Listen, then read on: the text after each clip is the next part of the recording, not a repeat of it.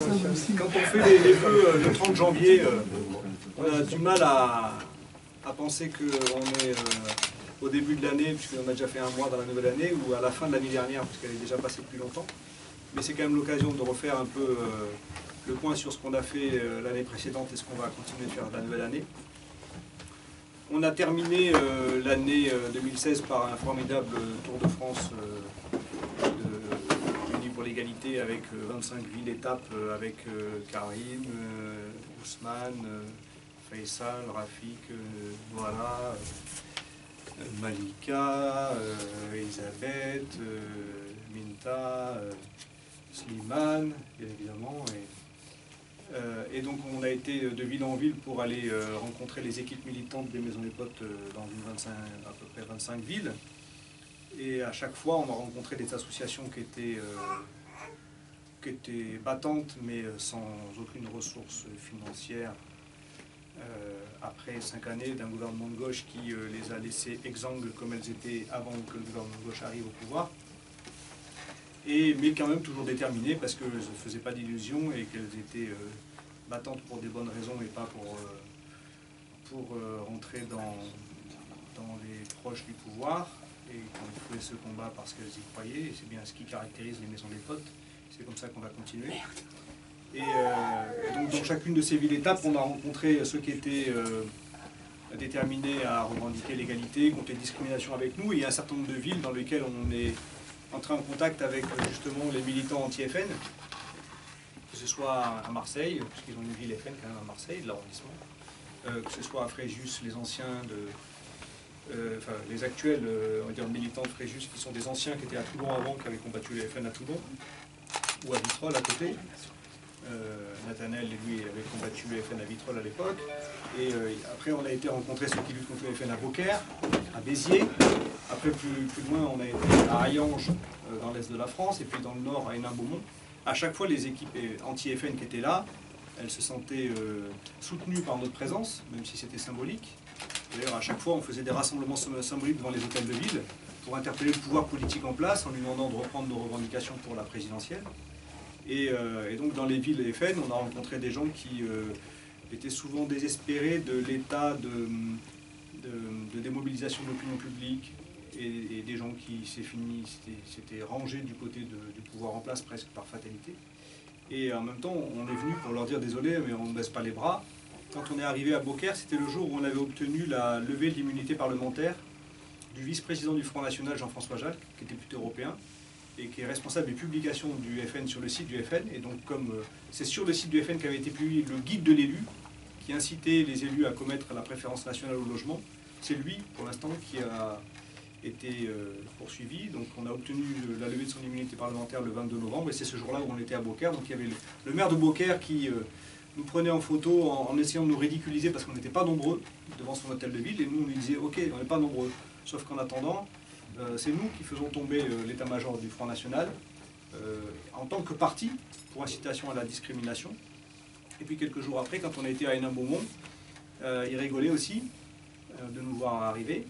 Et puis ce jour-là, on a déposé plainte contre le patron du FN, secrétaire général du FN, donc Steve Briouat, pour avoir lancé la charte des communes sans migrants, et donc derrière, qui a incité les autres mairies FN, comme justement celle de Beaucaire, de Béziers, à fermer leurs portes aux migrants au nom de cette appartenance au Front National. Donc on a pu l'attaquer pour incitation à la discrimination, donc il rigolait un peu moins. Et c'est vrai que ce combat contre le parti Front National et contre son état-major, c'est quelque chose qu'on ne va pas laisser en 2017 parce que on pense que il y a des exemples à suivre dans d'autres pays où ils avaient réussi à faire invalider le parti du Vlaams Blok en Belgique en faisant condamner, comme il vient d'être condamné le parti d'extrême droite aux Pays-Bas. Et ça leur permet plus de dire qu'ils sont des partis présentables qui rejoignent finalement les rangs des autres partis populistes en Europe. Donc, on va tenir bon par rapport à ça, avec dans l'idée aussi c'est que le combat judiciaire, il faut qu'on le fasse peut-être seul parce que c'est nous qui sommes compétents pour le faire, mais après, lors des audiences et pour les mobilisations, ce serait bien que toutes les autres organisations anti-FN ou anti-fascistes viennent dans ces procédures, dans ces procès, dans ces actions, parce qu'on ne peut pas évidemment gagner tout seul. On est une toute petite organisation, mais si on unit toutes les forces antiracistes, on devrait peser. Et c'est vrai qu'on s'est senti tellement seul en France dans le combat contre l'extrême droite qu'on a été chercher des alliances à l'étranger. Et c'est bien ce qui a caractérisé aussi notre année 2016, c'est d'avoir renforcé les liens grâce à Sabrina et à tous ceux qui ont fait vivre les relations avec les organisations des autres pays d'Europe. On a renforcé des liens avec des organisations qui combattent l'extrême droite fasciste dans des pays comme l'Autriche où c'est très dur, ou en Hongrie, ou même certaines formations qui sont très dures en Belgique, etc. Et à chaque fois, ces renforts militants avec ces organisations-là, on nous a donné de l'énergie pour mener notre combat ici. Et on a trouvé dans ce rapprochement avec les organisations antiracistes européennes une source de conviction plus forte pour nous, pour aller de l'avant et penser qu'en plus on est peut-être isolé dans nos quartiers, mais on a été capable de construire une alliance internationale, ce qui n'est pas rien, avec des Européens aujourd'hui, mais même avec d'autres gens qui viennent d'ailleurs, en Algérie et ailleurs. Et donc on pense que on a intérêt de renforcer ça pour les temps qui viennent, et on commence tout de suite d'ailleurs l'année 2007 par ça, puisqu'on part du 8 au 12 février prochain à Budapest, une bonne partie de ceux qui sont ici présents, pour aller avec une organisation hongroise qui s'appelle Mixol et une autre qui s'appelle Attac, à la rencontre des migrants qui sont empêchés d'entrer dans la Hongrie par des barbelés qui ont été construits à la frontière serbe. Donc les migrants sont de l'autre côté des barbelés, donc on va aller de l'autre côté des barbelés à la frontière serbe pour les voir.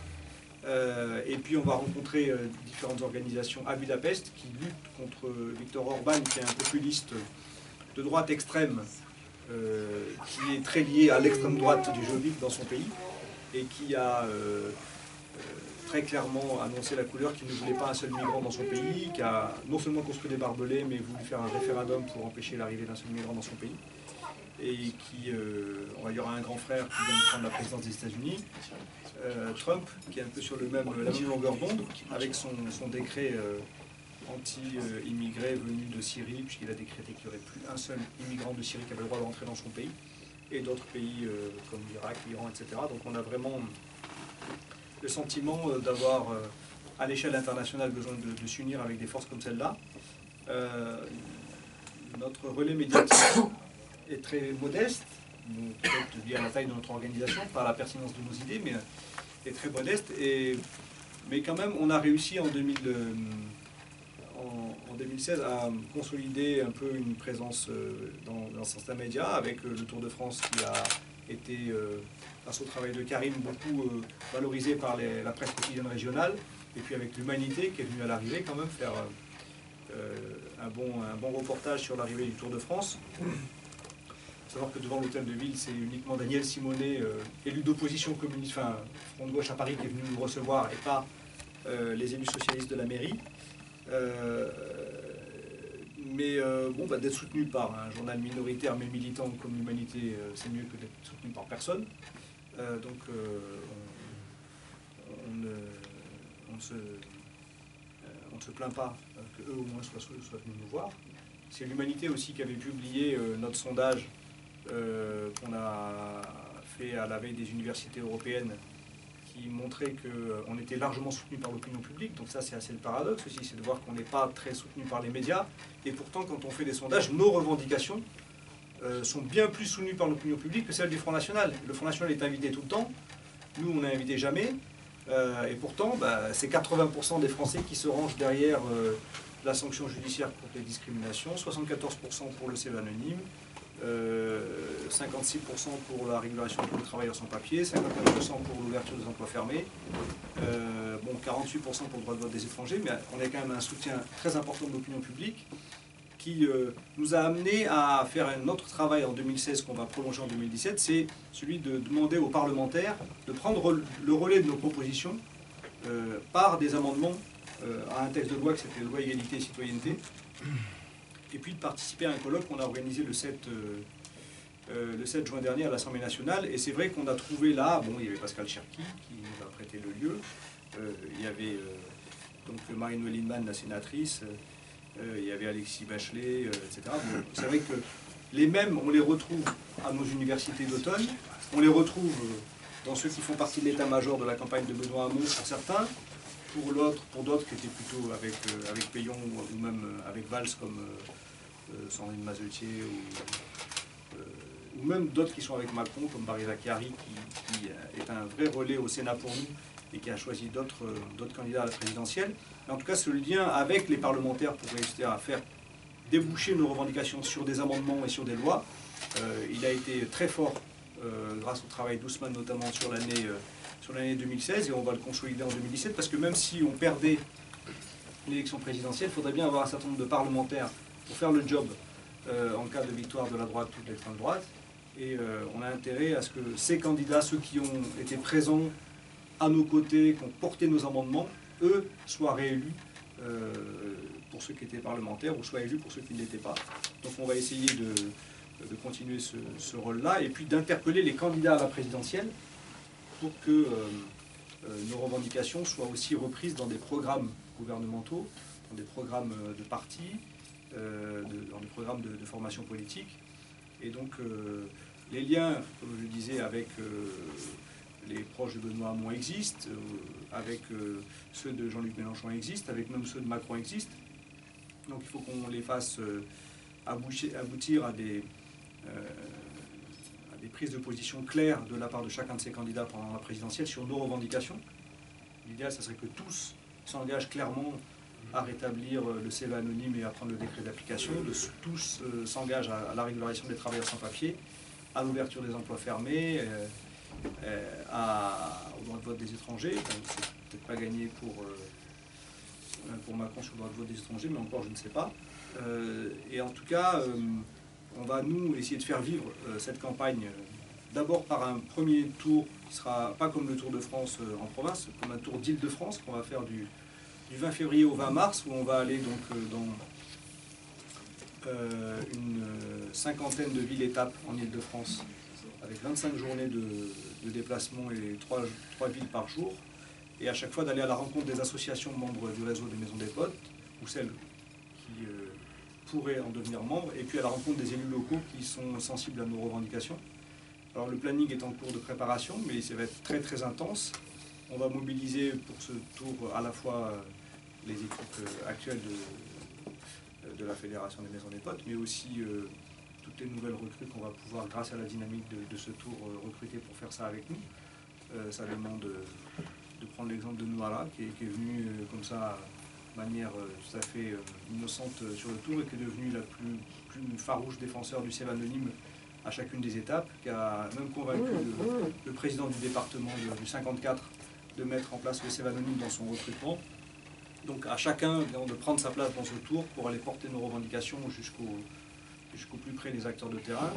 L'idée, c'est que au-delà de cette pré-campagne, on va dire présidentielle, puisqu'on sera au début de la campagne présidentielle, après qu'on réussisse aussi à trouver le moyen d'interpeller l'ensemble des candidats. Le 21 mars, c'est la journée internationale de lutte contre le racisme. Dans beaucoup de pays, c'est un jour de grande manifestation. Enfin, pays anglo-saxons. En France, c'est pas une grande tradition des grandes manifs du 21 mars. Alors on va essayer de faire aussi bien que les féministes, qui pendant qu'aux États-Unis, ils étaient 2 millions à manifester derrière les féministes contre Trump, à Paris, elles étaient 2000 sur le parvis de Trocadéro, qui est le parvis des droits de l'homme. Donc on va espérer pouvoir arriver à ce taux de mobilisation quand même, le 21 mars, pour être à l'arrivée de notre tour d'Île-de-France sur le parvis des droits de l'homme au Trocadéro, avec dans l'idée que depuis ce lieu symbolique, on puisse rendre public ou avoir la présence des candidats à la présidentielle, ou au moins rendre public leur prise de position par rapport à nos revendications.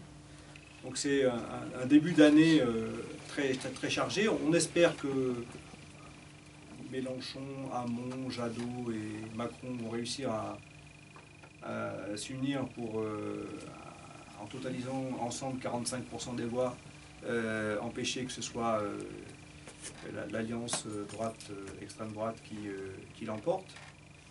S'ils n'y arrivaient pas, de toute façon, il faudrait qu'ils puissent compter sur notre détermination pour empêcher le pire d'arriver dans ce pays, comme les antiracistes et les féministes américains empêchent le pire d'arriver, enfin, empêchent pas, mais essayent d'empêcher le pire d'arriver aux États-Unis. Ils empêchent si, puisqu'ils ont réussi par une action en justice d'empêcher une partie des effets du décret Trump anti-migrants, puisqu'ils ont réussi à sauver seulement ceux qui ont déjà la green card, parmi les Irakiens et autres. Mais pour l'instant, les binationaux, français et irakiens, par contre, sont toujours interdits d'entrer aux États-Unis. On a à prendre exemple sur les capacités de mobilisation de la gauche américaine et savoir donc se préparer au pire, c'est-à-dire à l'idée de devoir empêcher le pire d'arriver. On a déjà fait par le passé. La Maison des Potes a quand même à son actif d'avoir fait sanctionner des circulaires et des décrets Sarkozy quand il était ministre de l'Intérieur. Donc on sait faire. S'appuyer sur même la Constitution française pour empêcher la légalisation du fichage ethnique, on a su faire aussi. Donc on mènera ce combat s'il y a besoin de le mener.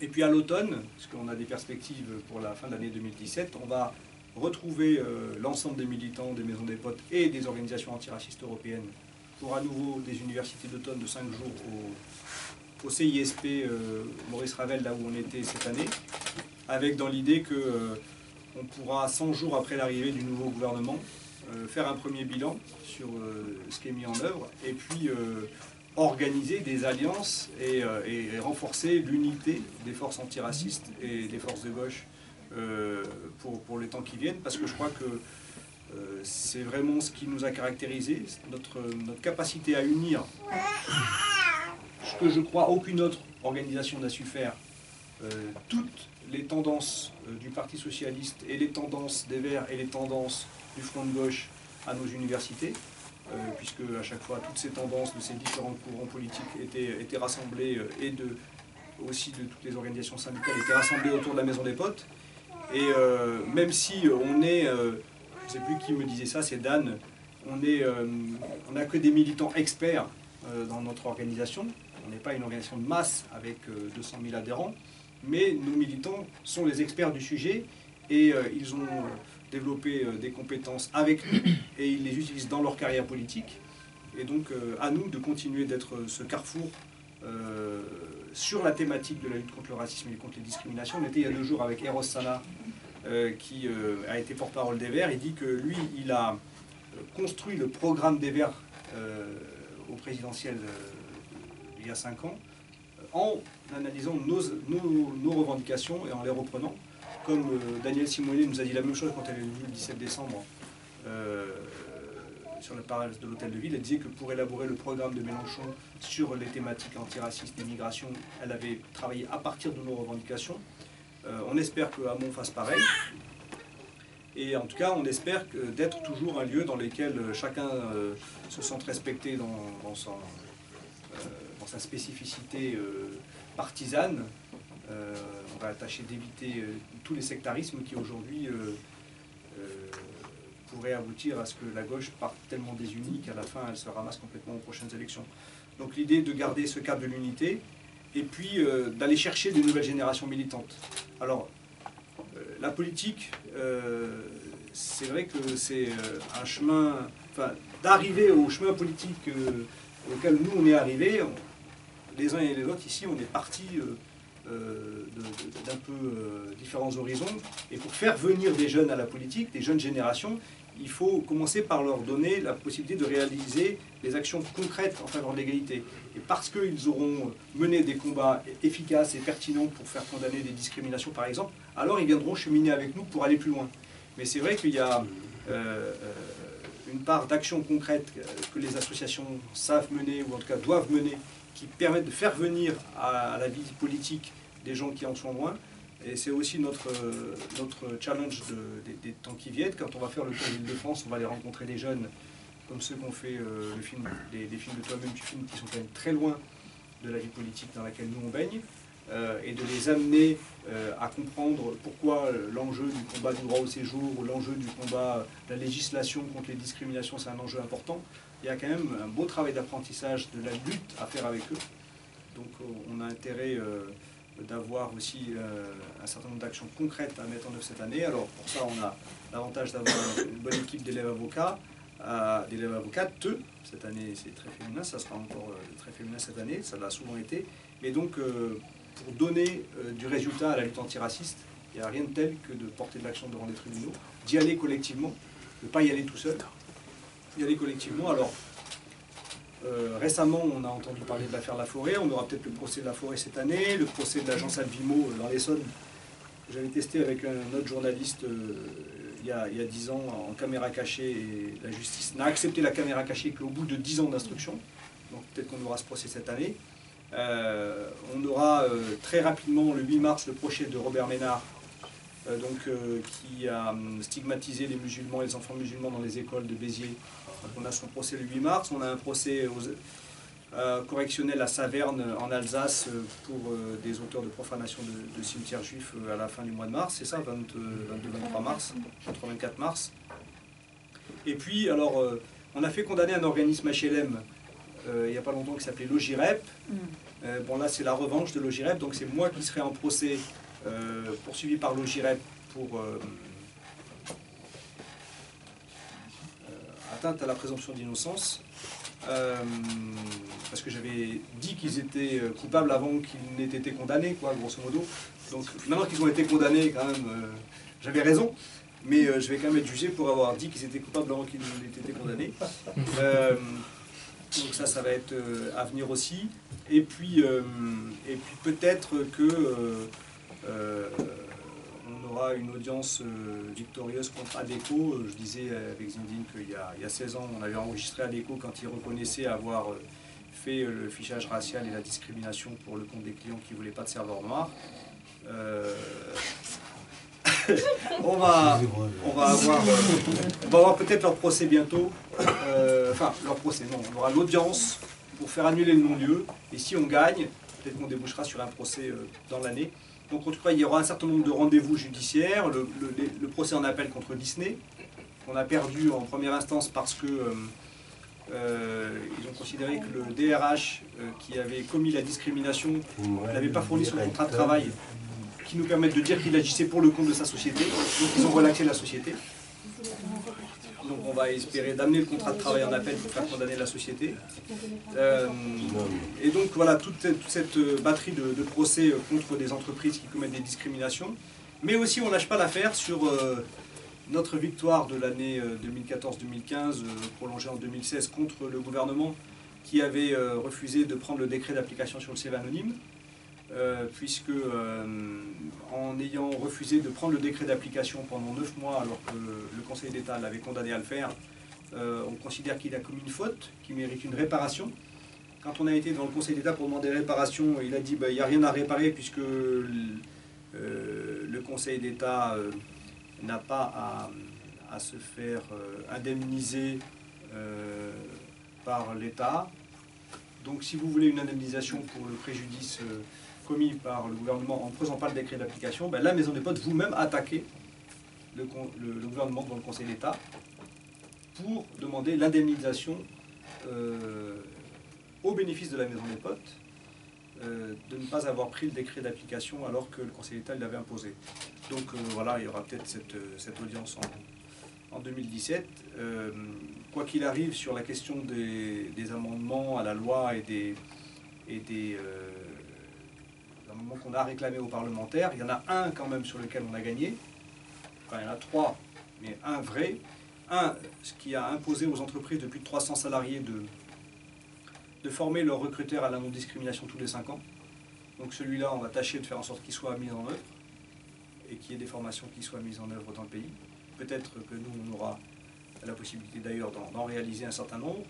Et puis, il y a 2 rapports qui doivent être remis par le gouvernement à l'Assemblée nationale avant le 31 mars. Un sur l'ouverture des emplois, sur l'enjeu de l'ouverture des emplois des cheminots aux étrangers, suite à la condamnation qu'on a obtenue pour les cheminots marocains, 842 cheminots marocains qui avaient obtenu 300 millions d'euros de réparation. Donc là, l'enjeu, c'est la suppression de la condition de nationalité pour les emplois de cheminots. Et l'autre, pour l'ouverture des emplois de fonctionnaires aux non-européens, pour tous les emplois qui ont été ouverts aux Européens en 92, qui soit ouvert aux non-européens. Donc on n'a pas obtenu que nos amendements soient adoptés à l'Assemblée nationale pour lever la condition de nationalité.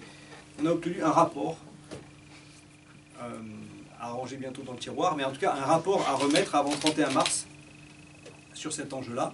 Et quand j'ai été il y a quelques jours au vœu de la ministre du Travail, qui m'a d'ailleurs tiré les oreilles pour avoir dénoncé ces testings sans lendemain, j'ai demandé, mais alors vous en êtes où sur le rapport à remettre au Parlement? On me dit, bon, on n'a même pas encore commencé le travail, et c'est pour dans 1 mois et demi, donc on va les tanner pour que ce rapport soit réalisé. Mais c'est des combats de fond dans lesquels on ne peut pas y arriver tout seul. De toute façon, on a besoin de quelques parlementaires, on a besoin des syndicats et des forces de gauche. On a besoin à chaque fois de convaincre un dirigeant syndical, un responsable politique, de mener ce combat avec nous.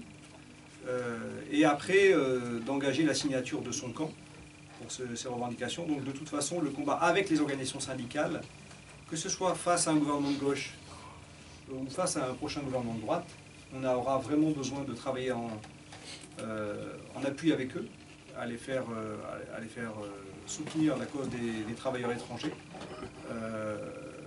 C'est un chemin qui est long, qui nécessite de se faire respecter, d'être pris en considération. Souvent on nous dit, mais maison de potes, on ne vous connaît pas, on n'a pas entendu parler de vous. D'abord, présentez-vous. Donc voilà, c'est un travail long pour se faire respecter et reconnaître, et puis arriver à rassembler des forces avec nous. L'énergie et la détermination de ceux qui sont ici présents, c'est ça notre ressource principale. Donc vraiment, les vœux, c'est l'occasion de dire merci à tous ceux qui sont présents ici et à tous ceux qui ont porté la Maison des Potes sur leurs épaules durant les derniers mois et qui vont le faire dans les prochains mois, qui vont former de nouvelles générations, parce que il n'y a que ça en fait qui compte, c'est toujours de transmettre cette énergie, cette détermination, cette culture, ce savoir. Pour ça, il y a la semaine d'éducation contre le racisme aussi qui est bientôt là, hein, dernière semaine de mars, où là, on va devoir aller transmettre un peu de notre expérience, de notre savoir à des jeunes générations dans les collèges et les lycées. Et voilà, c'est un travail de longue haleine, on est obligé toujours de repartir à zéro, de chercher de nouvelles générations. Mais moi je dirais en conclusion qu'en réalité, quand on est face à un pays où on sent qu'il est en train de dériver à l'extrême droite, on se dit qu'on n'a pas fait assez ce travail de formation. Parce que dans les années 80, quand le pays dérivait à l'extrême droite, il y avait quand même eu des centaines de milliers de personnes qui avaient été mobilisées, formées, éduquées à l'antiracisme, avec l'aide des journalistes aussi de l'époque, qui étaient plutôt partenaires de l'antiracisme qu'aujourd'hui. Et donc, grâce à cette énergie-là, le barrage a été efficace, et l'extrême droite, elle s'est effondrée. Et puis aujourd'hui, il n'y a pas ces centaines de milliers de personnes qui sont vraiment investies dans l'antiracisme. Et c'est pour ça qu'on se sent impuissant face à des scores aussi retentissants que ceux qui sont annoncés pour l'extrême droite. Donc, il n'y a pas de... Il n'y a pas de génération qui est spontanément antiraciste, quoi. Les nouvelles générations, si elles n'ont pas été antiracistes, c'est parce qu'on ne les a pas mises en mouvement dans l'antiracisme. Donc c'est de notre faute. C'est-à-dire que si on ne met pas les gens en mouvement, ils ne deviennent pas antiracistes. On ne peut pas faire l'économie de ce travail-là. La mise en mouvement des gens dans le combat antiraciste, c'est ce qui fait que chaque génération empêche le pire d'arriver. Et quand il n'y a pas une génération qui l'empêche, eh ben ça arrive. C'est d'arriver aux États-Unis aujourd'hui, c'est d'arriver en Hongrie, c'est arrivé en Pologne, ça a failli arriver en Autriche, mais c'est pas loin. C'est en train d'arriver en France. Et je terminerai juste, comme les journalistes qui ne sont pas là, ils ne nous écoutent pas, pour dire tout le mal que je pense de la presse, à la fois la presse écrite et surtout la presse audio-télévisuelle qui invite sans cesse Florian Philippot et consoeurs sur les plateaux de télévision, dans les interviews de radio, sans jamais les charcler sur leur racisme. C'est une question qui n'est même pas évoquée. Ils leur parlent de tout sauf de ça, d'ailleurs de dire bon ben ça risquerait de les indisposer. On n'est pas là pour les indisposer. Hein. On va leur poser les questions qui leur permettent de se distinguer sur la scène politique, pas des questions qui les fâchent et qui les mettent en colère. Surtout pas. Et le pire, c'est ce que j'ai vu hier donc sur France 2, 15 minutes, Florent Philippot, le portrait de Florent Philippot en 15 minutes, pas une seule mention du racisme, de la xénophobie, de son parti, de lui ou des autres. Quand ils interviewent Paul-Marie Couteau, que la Maison des Potes a fait condamner pour avoir dit qu'il fallait faire des camps de concentration pour les Roms, pas mention de sa condamnation ni de ses propos anti-Roms. Quand ils interviewent les autres, aucune mention sur leur charte anti-migrants, aucune mention sur leur apologie des discriminations en réclamant la préférence nationale au logement et les poursuites judiciaires qui ont valu la mise en examen, enfin la levée de l'immunité parlementaire pour la mise en examen du vice-président du Front National. Aucune mention de tout ça, c'est-à-dire qu'ils nous ont présenté comme étant un candidat tout à fait respectable. Et ça, vraiment, c'est la chose qui est la plus machiavélique qui soit, c'est-à-dire que c'est comme les juges, quand je disais tout à l'heure, avant ces propos, mais les juges qui ne veulent pas condamner Adecco, je dis, ben, il y a une complicité, c'est pas possible, vous avez tous les faits entre les mains, vous n'arrivez pas à les condamner, il y a une complicité. Et là, de la part des journalistes qui ne veulent pas attaquer l'extrême droite sur ce qui est le plus grave chez elle, à savoir le racisme et la xénophobie, c'est quand même qu'il y a une certaine complicité avec eux et l'idée qu'ils jouent peut-être de manière cynique avec l'extrême droite pour pouvoir ensuite faire sans doute des très bons papiers le jour où il se passera des drames, quoi. Donc voilà, il y a quand même un vœu, alors on va dire que là c'est le vœu le plus utopique, puisque les vœux de Hamon sont bien moins utopiques que celui-là. On pourrait faire le vœu que la presse française devienne celle qu'on avait connue dans les années 80, qui s'insurgeait contre le racisme, la xénophobie et le fascisme, quoi. Merci.